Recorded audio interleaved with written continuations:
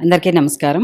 ఈరోజు మనం ఈ వీడియోలో వ్యాకరణాంశాలకు సంబంధించినటువంటి కొన్ని ప్రశ్నలకు సమాధానాలు తెలుసుకుందాం. వీడియో ప్రారంభించే ముందు మన ఛానల్ని ఎవరైనా సబ్స్క్రైబ్ చేసుకోకుండా అంటే సబ్స్క్రైబ్ చేసుకోండి. అలాగే బెల్ ఐకాన్ని ఎనేబుల్ చేసి ఉంచండి. నేను ఫర్దర్గా వీడియోస్ పెట్టినప్పుడు మీకు నోటిఫికేషన్ వస్తుంది. అలాగే ఇంకో ముఖ్యమైనటువంటి విషయము, ఇప్పుడు మనం ఈ వీడియోలో చెప్పుకోబోయేటటువంటి ప్రశ్న జవాబులు 10వ తరగతి విద్యార్థులకు కానీ, టెట్ రాసే వాళ్ళకు కానీ, డిఎస్సి రాసే వాళ్ళకు బాగా ఉపయోగపడే ప్రశ్న జవాబులు ఉన్నాయి. తప్పకుండా చూడండి. ఇప్పుడు మనం వీడియోలోకి వెళ్దాం. మొదటి ప్రశ్న, యతి ప్రధానంగా దేనిని సూచిస్తుంది? ఇక్కడ యతి గురించి అడిగారు. మనకు యతి ఎందులో వస్తుందంటే ఛందస్సులో వస్తుంది. ప్రాస, యతి ఇవన్నీ కూడా గణాలు ఇలాంటివన్నీ కూడా మనకు ఛందస్సులో వస్తాయి. ఆప్షన్ ఏ వచ్చి అక్షరాల సంఖ్యను, బి విరామ స్థానాన్ని, సి ప్రాస స్థానాన్ని, డి గణాల సంఖ్యను. ఓకే, ఇక్కడ కరెక్ట్ ఆన్సర్ వచ్చి మనకు విరామ స్థానాన్ని అనేది కరెక్ట్ ఆన్సర్ అన్నమాట. ఎలా అంటే ఇక్కడ విరామ స్థానం అనేది ఎట్లంటే ఛందస్సులో ఉన్నటువంటి పద్యాన్ని చదివేటప్పుడు ఎన్నవ అక్షరం తర్వాత విరామం తీసుకోవాలి అని సూచించేదాన్నే మనము యతి స్థానం అంటామన్నమాట. పద్యంలో పాదాలు ఉంటాయి, 4 పాదాలు ఉంటాయి. ఆ పాదాల్లో మొదటి అక్షరాన్ని యతి అంటాం. ఈ యతికి పర్యాయ పదాలు కూడా ఉన్నాయి. ఏమేమి చెప్పుకోవచ్చు పర్యాయ పదాలు అంటే విరతి, విశ్రాంతి, విరమణ, శ్రాంతి ఇవన్నీ కూడా పర్యాయ పదాలుగా వస్తుంది. యతి అనేటటువంటి పదానికి విరామ స్థానాన్ని అనేది కరెక్ట్ ఆన్సర్. రెండవ ప్రశ్న, క్రింది వాటిలో ప్రాస దోషం ఏర్పడేది ఏది? ప్రాస దోషం అన్నారు ఇక్కడ. ఆప్షన్స్ ఏ వచ్చి రెండవ అక్షరం భిన్నంగా ఉన్నప్పుడు, బి మొదటి అక్షరం భిన్నంగా ఉన్నప్పుడు, సి చివరి అక్షరం భిన్నంగా ఉన్నప్పుడు, డి గురు లఘువులు మారినప్పుడు. ఇక్కడ మనకు కరెక్ట్ ఆన్సర్ ఏమిరంటే రెండవ అక్షరం భిన్నంగా ఉన్నప్పుడు. ప్రాస అంటేనే రెండవ అక్షరం. ప్రతి పద్యంలో కూడా 4 పాదాలు ఉంటే ఆ 4 పాదాల్లో రెండవ అక్షరము ఒకే గుణింతానికి సంబంధించినదై ఉంటేనే ప్రాస కుదిరినట్టు. కాబట్టి ఇక్కడ కరెక్ట్ ఆన్సర్ వచ్చి రెండవ అక్షరం భిన్నంగా ఉన్నప్పుడు. ఇది అదే మనకి ఇక్కడ అడిగినటువంటి ప్రశ్న. ప్రాస దోషం అని అడిగారు. ఒకవేళ పాదాల మధ్య రెండవ అక్షరం ఒకే గుణింతానికి సంబంధించింది కాకుండా వేరేదేదైనా మారిందంటే దాన్ని ప్రాస దోషం అంటాం అన్నమాట. తర్వాత మూడో ప్రశ్న, చేతులు దులుపుకొను అనే జాతీయం అర్థం ఏమిటి అని అడిగారు. ఆప్షన్స్ ఏ వచ్చి చేతులు కడుక్కోవడం, బి పని పూర్తి చేయడం, సి బాధ్యత నుంచి తప్పించుకోవడం, డి సహాయం చేయడం. చేతులు దులుపుకొను అంటే ఇక్కడ మీకు డౌట్ రావచ్చు, చేతులు కడుక్కోవడం అనేదా లేదంటే పని పూర్తి చేయడం అనేదా, బాధ్యత నుంచి తప్పించుకోవడం అనేది, ఈ మూడిట్లో మనకు డౌట్ వచ్చే అవకాశాలు ఉంది. కాబట్టి ఇక్కడ కరెక్ట్ ఆన్సర్ ఏమరా అంటే చేతులు దులుపుకొను అంటే బాధ్యత నుంచి తప్పించుకోవడం అనేది కరెక్ట్ ఆన్సర్ ఇక్కడ. ఎలారా అంటే ఒక పనిని పూర్తి చేయకుండా లేదా తన బాధ్యతను నిర్వర్తించకుండా మధ్యలోనే వదిలేసి తప్పుకోవడాన్ని ఈ జాతీయం ద్వారా సూచిస్తారన్నమాట. తర్వాత నాలుగో ప్రశ్న, కళ్ళల్లో కారం కొట్టడం అనే జాతీయం అర్థం ఏమిటి అన్నారు. ఆప్షన్స్ ఏ వచ్చి కళ్ళకు గాయం చేయడం, బి బాధ కలిగించడం, సి మోసం చేసి తప్పించుకోవడం, డి కోపం తెప్పించడం. కళ్ళల్లో కారం కొట్టడం అనే జాతీయానికి సరైన అర్థం ఏమరా ఇక్కడ అంటే మోసం చేసి తప్పించుకోవడం కరెక్ట్ ఆన్సర్.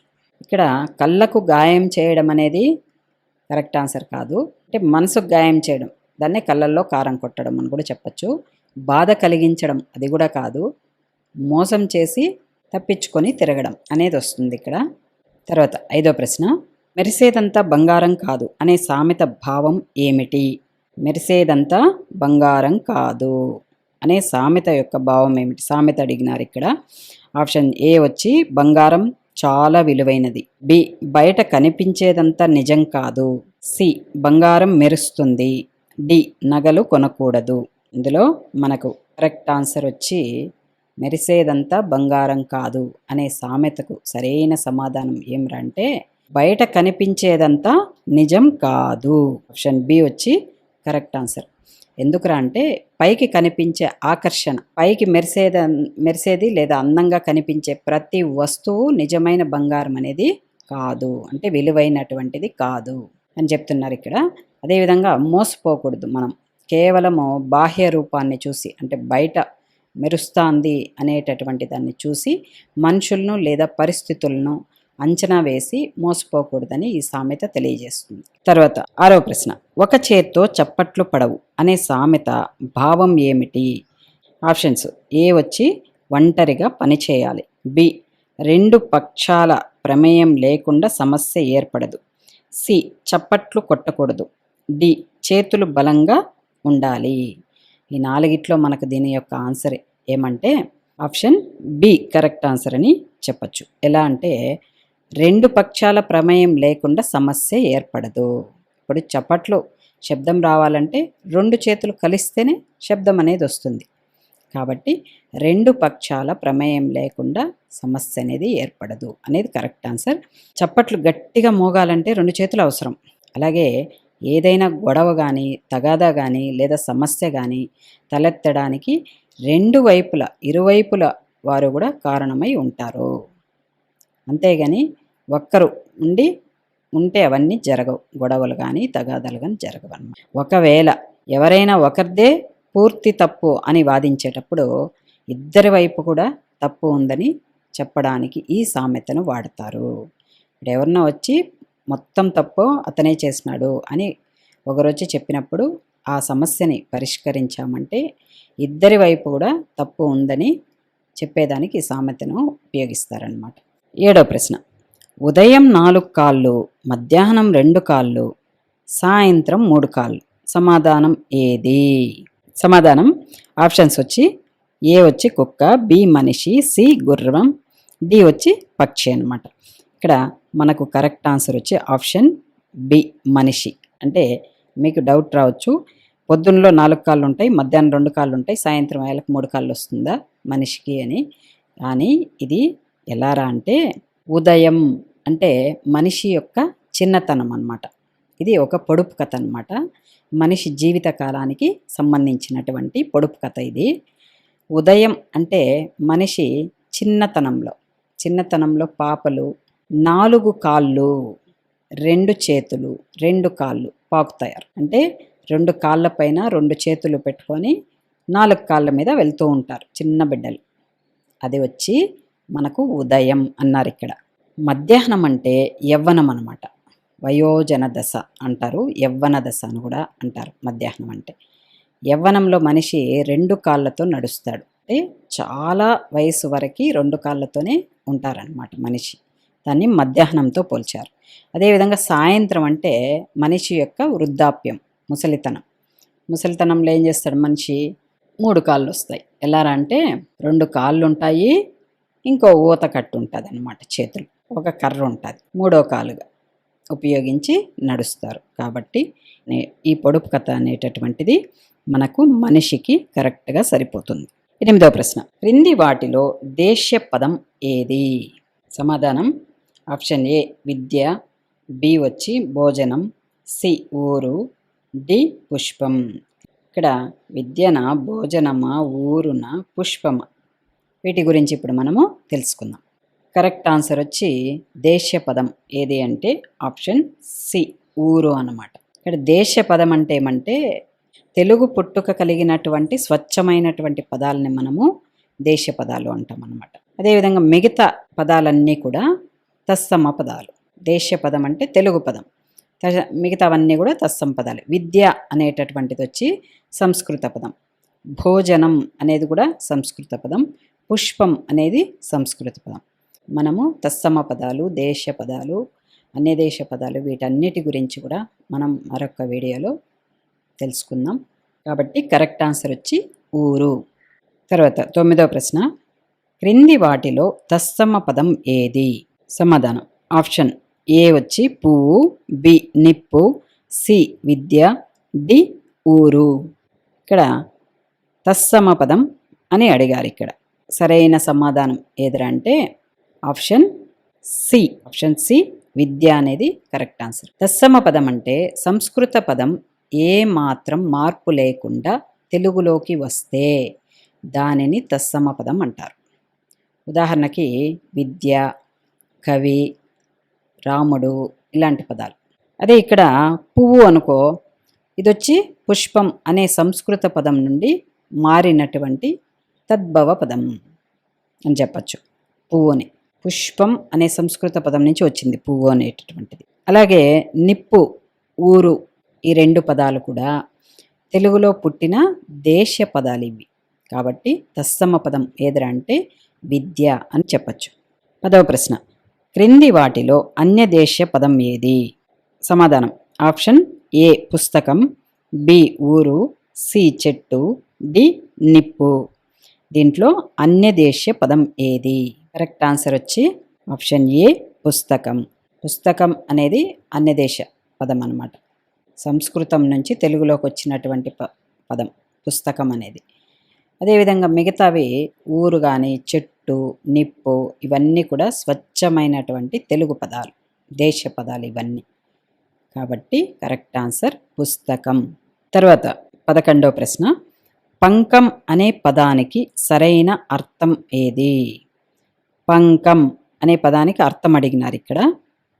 ఆప్షన్స్ ఏ వచ్చి మట్టి, బి సముద్రం, సి నీరు, డి గాలి. కరెక్ట్ ఆన్సర్ వచ్చి మనకు ఆప్షన్ ఏ మట్టి. పంకం అంటే నీటితో కూడినటువంటి మట్టి లేదా బురద అని అర్థం అన్నమాట.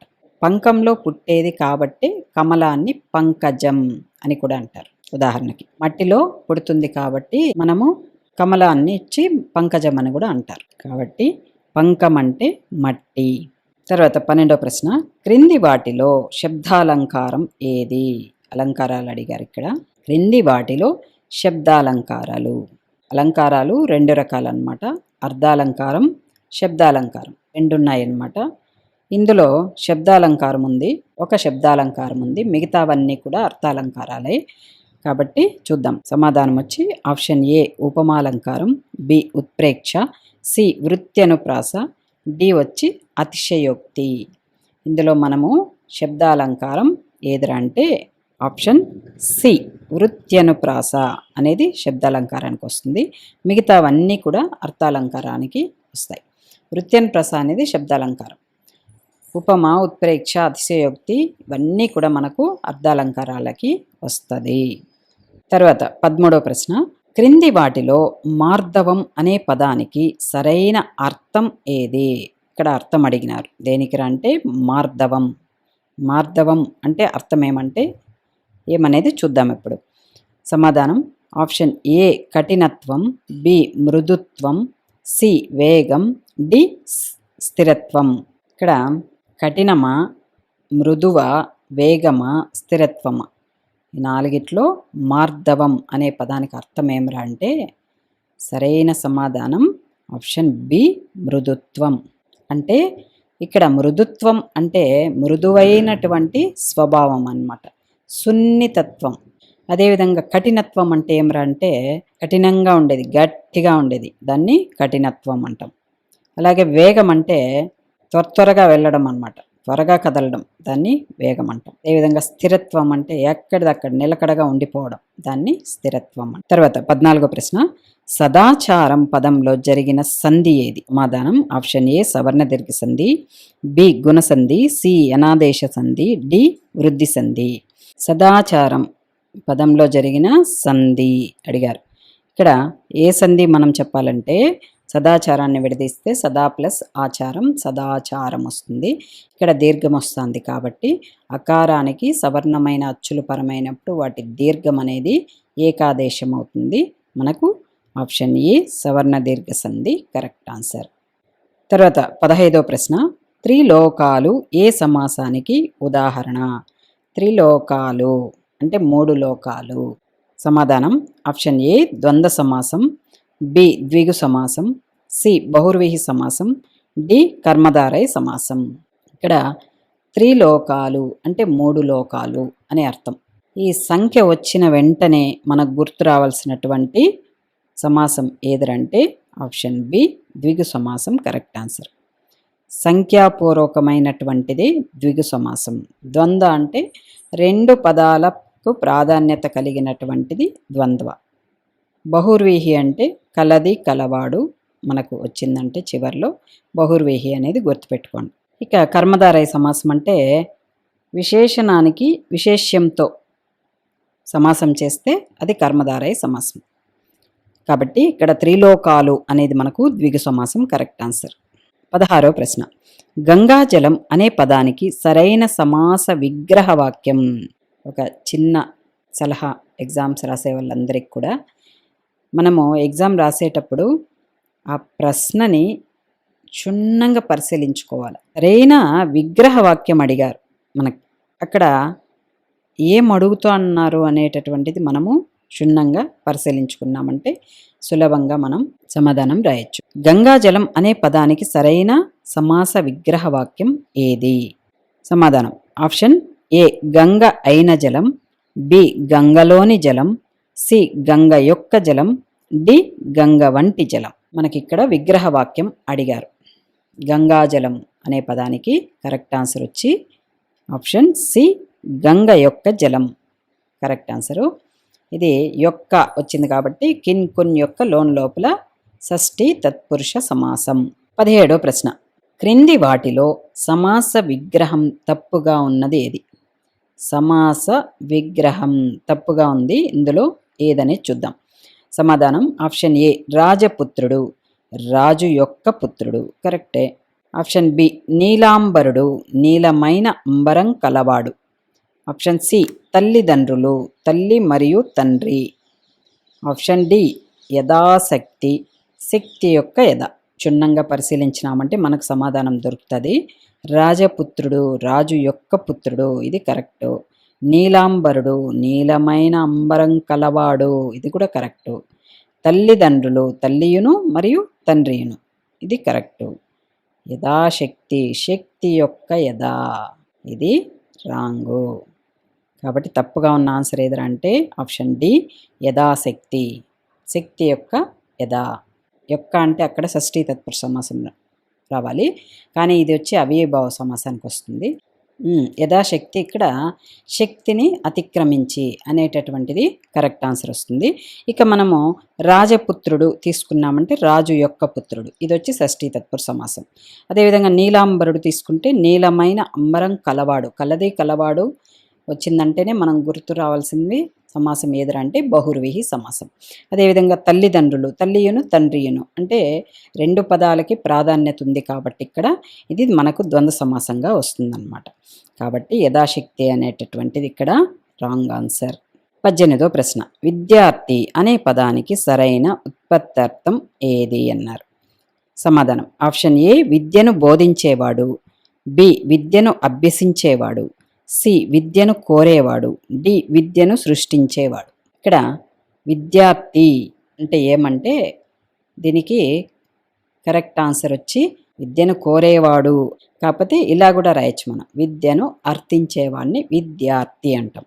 విద్యను బోధించేది వచ్చి ఉపాధ్యాయుడు, విద్యను అభ్యసించేవాడు అంటే చదివేటటువంటి వాడు విద్యార్థి, కోరేవాడు అని అనొచ్చు, అర్థించేవాడు అని కూడా అనొచ్చు. అభ్యసించడం అంటే చదవడం, విద్యను చదివేటటువంటి వాడు. ఇక డి వచ్చి విద్యను సృష్టించేవాడు అంటే విద్యను తెలుసుకునేవాడు, కనిపెట్టేవాడు, ఇలా చెప్పచ్చు. తర్వాత 19వ ప్రశ్న. హితైషి అనే పదానికి సరైన ఉత్పత్తార్థం ఏది? హితైషి. సమాధానం ఆప్షన్ ఏ హితాన్ని చేసేవాడు, బి హితాన్ని కోరేవాడు, సి హితాన్ని పొందేవాడు, డి హితాన్ని బోధించేవాడు. హితైషి. అసలు హితము అంటే ఏమరంటే మంచి లేదంటే మేలు, ఈ రెండు చెప్పచ్చు. కాబట్టి ఇక్కడ హితైషి అంటే కరెక్ట్ ఆన్సర్ వచ్చి హితాన్ని కోరేవాడు అంటే ఇతరుల యొక్క మంచిని కోరేవాడు. దీన్ని సంస్కృతంలో ఏమరా అంటామంటే ఇచ్చతి, ఇచ్చతి అని కూడా అంటాం, అంటే కోరుట అని అర్థం. హితమును కోరేవాడిని మనము హితైషి అంటాం.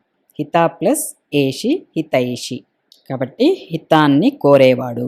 హితాన్ని చేసేవాడు అంటే ఏమంటే మంచిని చేసేవాడు, 10 మందికి మంచి చేసేవాడు, 10 మంది మంచిని కోరేవాడు, అతన్ని హితైషి అంటాం. ఇక హితాన్ని పొందేవాడు, ఆప్షన్ సి వచ్చి హితాన్ని పొందేవాడు అంటే ఇతరుల దగ్గర నుంచి మంచిని పొందేటటువంటి వాడు. అదేవిధంగా డి వచ్చి హితాన్ని బోధించేవాడు, అంటే మంచి గురించి 10 మందికి చెప్పేవాడు. తర్వాత 20వ ప్రశ్న, క్రింది వాటిలో అంతస్తములు ఏవి? మనం ఇక్కడ వర్ణమాలకు వచ్చినాము.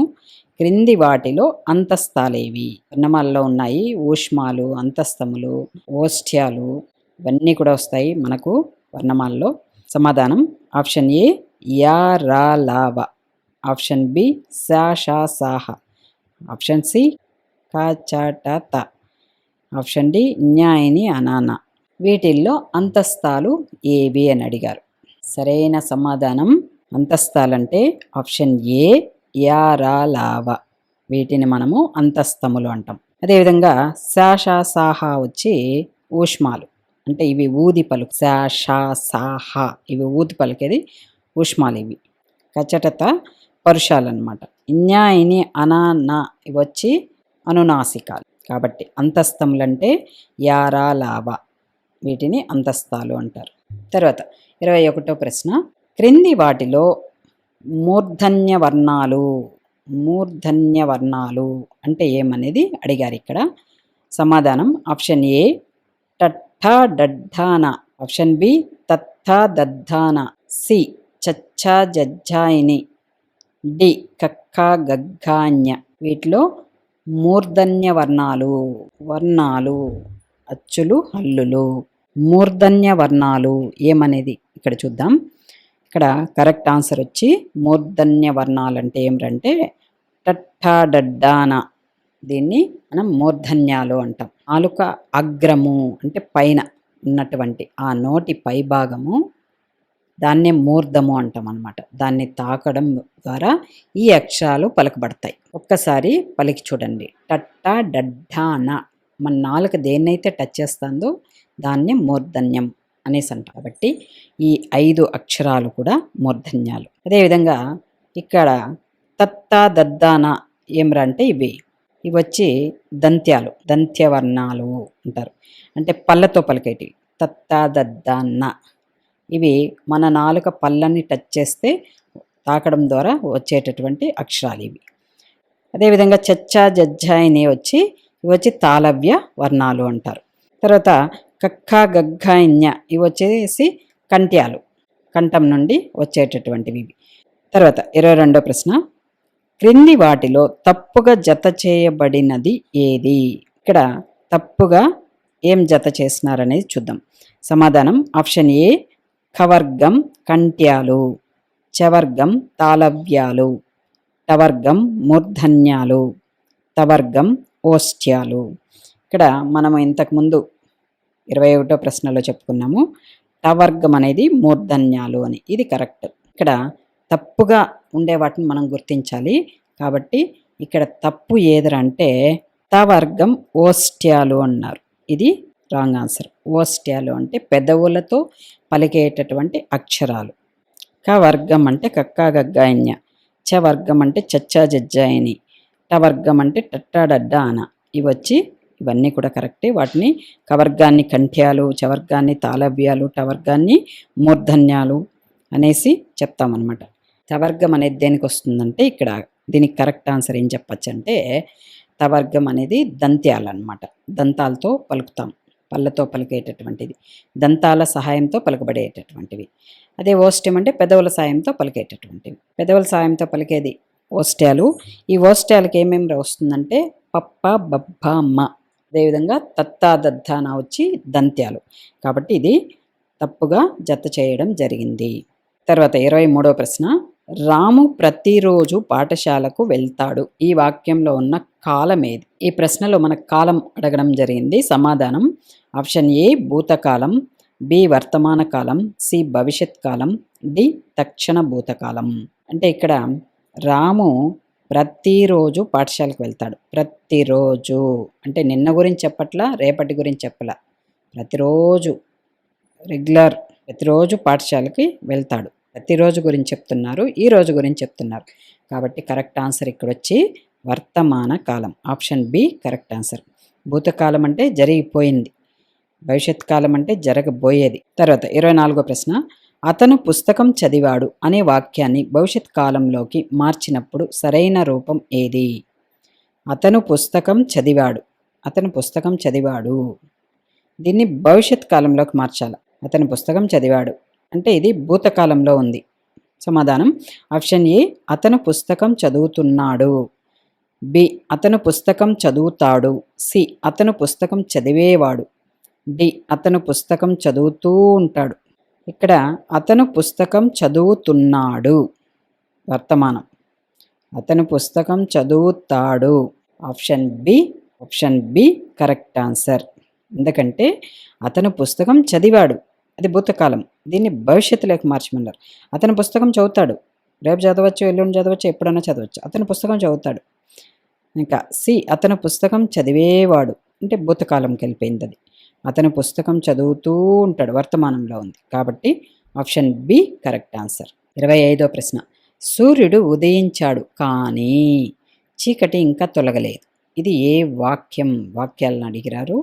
సూర్యుడు ఉదయించాడు, సూర్యుడేమో ఉదయించినాడు కానీ చీకటి ఇంకా తొలగలేదు. సమాధానం ఆప్షన్ ఏ, సామాన్య వాక్యమా? బి, సంయుక్త వాక్యమా? సి, సంశ్లిష్ట వాక్యమా? డి, ఆశ్చర్యార్థక వాక్యం. ఈ నాలుగిట్లో ఏది? సూర్యుడు ఉదయించాడు కానీ చీకటి ఇంకా తొలగలేదు అంటే సరైన సమాధానం వచ్చి సంయుక్త వాక్యం. కానీ అంటేనే సంయుక్త వాక్యం అన్నమాట. ఇక్కడ ఈ వాక్యంలో వచ్చి 2 స్వతంత్ర సామాన్య వాక్యాలు ఉన్నాయన్నమాట. ఏమేమి రవి అంటే సూర్యుడు ఉదయించాడు ఒక వాక్యం, రెండోది వచ్చి చీకటి ఇంకా తొలగలేదు. ఈ 2 వాక్యాలు అన్నమాట. ఈ 2 వాక్యాలను కానీ అనేటటువంటి పదము కలిపింది ఇక్కడ.